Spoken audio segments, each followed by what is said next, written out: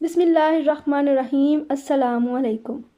آج ہم بات کریں گے حیض کی حالت میں عورتیں رمضان المبارک کے آخری عشرے بالخصوص طاق راتوں میں کیسے عبادت کریں۔ لیلۃ القدر ایک رات جو 1000 مہینوں سے بہتر ہے، جس میں فرشتے اپنے رب کے حکم سے اترتے ہیں، وہ رات جس میں روح الامین جبرائیل علیہ السلام اترتے ہیں، وہ رات جو برکتوں والی ہے، وہ رات جس کے بارے میں اللہ رب العزت قرآن مجید میں فرماتے ہیں کہ ہم نے اس رات قرآن مجید نازل کیا، وہ رات جو سراسر سلامتی ہے۔ سیدنا ابو ہریرہ رضی اللہ تعالی عنہ سے روایت ہے کہ نبی کریم صلی اللہ علیہ وآلہ وسلم نے فرمایا، بلا شبہ اس رات زمین میں فرشتوں کی تعداد کینکریوں کی تعداد سے زیادہ ہوتی ہے۔ لیلۃ القدر وہ رات ہے کہ جس میں چاند تشت کے ایک ٹکڑے کی طرح طلوع ہوتا ہے۔ لیلۃ القدر آسان اور معتدل رات ہوتی ہے، جس میں نہ گرمی ہوتی ہے اور نہ سردی۔ اس صبح کا سورج ایسے طلوع ہوتا ہے کہ اس کی سرخی مدھم ہوتی ہے۔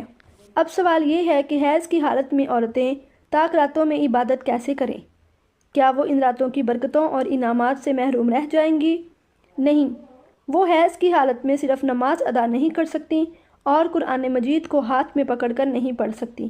اس کے علاوہ وہ ہر عبادت کر سکتی ہیں۔ ہر وہ کام جو خلوص نیت سے اور اپنے اللہ کو راضی کرنے کے لیے کیا جائے وہ عبادت ہے۔ آپ یہ سوچیں کہ یہ شرعی عذر اللہ تعالیٰ کی طرف سے ہے، اور اگر یہ عذر نہ ہوتا تو آپ بہترین انداز میں اپنے اللہ کو راضی کرتی۔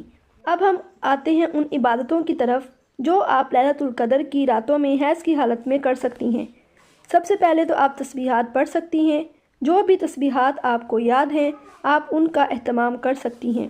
آپ قرآن مجید کو ہاتھ میں پکڑ کر نہیں پڑھ سکتے، لیکن آپ قرآن مجید کی تلاوت سن سکتے ہیں تاکہ آپ قرآن سے دور نہ ہوں اور آپ کے دل کو بھی سکون حاصل ہو۔ آپ وہ کتاب پڑھ سکتے ہیں جس میں قرآن مجید کا ترجمہ اور تفسیر ہو، لیکن اس پر عربی لکھی ہوئی نہ ہو، تاکہ آپ کا وقت نیکی کرتے ہوئے گزرے۔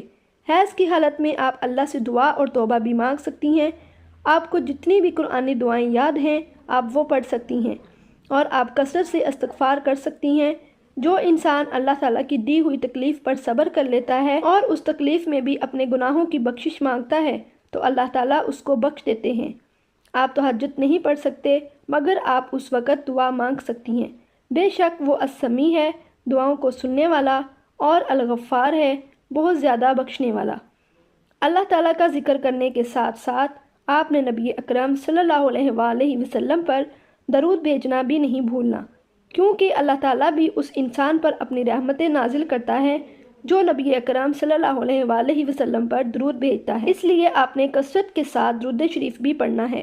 عبادت کا لفظ صرف نماز، قرآن، دعا، توبہ و استغفار تک ہی محدود نہیں ہے، بلکہ اس کے ساتھ آپ نے صدقہ بھی کرنا ہے۔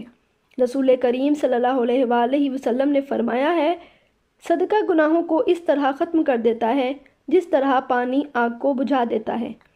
جتنا ہو سکے پیسوں کی شکل میں صدقہ کریں، چاہے 1 روپیہ ہی کیوں نہ ہو۔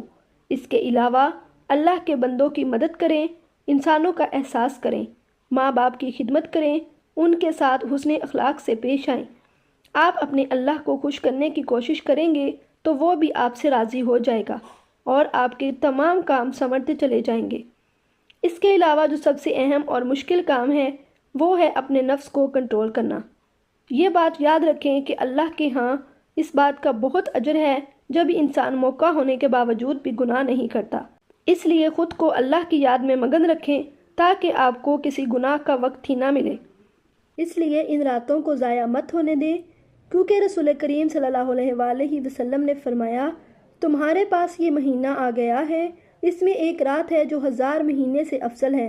جو اس رات کا ثواب حاصل کرنے سے محروم رہا وہ ہر بلائی سے محروم رہا۔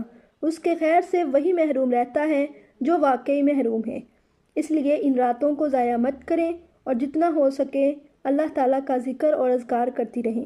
سیدہ عائشہ رضی اللہ تعالیٰ عنہ فرماتی ہیں، میں نے رسول اللہ صلی اللہ علیہ وآلہ وسلم سے عرض کیا، آپ کا کیا خیال ہے کہ اگر مجھے معلوم ہو جائے کہ شب قدر کون سی ہے تو میں اس میں کیا کہوں؟ آپ صلی اللہ علیہ وآلہ وسلم نے فرمایا، تم یوں کہو، اللہم انک عفو کریم تحب العفو فاعف عنی۔ اے اللہ، تو بہت زیادہ معاف کرنے والا ہے، معافی کو پسند کرتا ہے، مجھے معاف فرما دے۔ اس دعا کو کثرت کے ساتھ پڑھیں، اپنے آپ کو اللہ تعالیٰ کی یاد میں مگن رکھیں، اپنا اور اپنے پیاروں کا خیال رکھیں۔ اللہ تعالیٰ ہم سب کو رمضان المبارک کے صدقے معاف فرمائے اور ہمارے نیک اعمال کو قبول فرمائے۔ آمین ثم آمین۔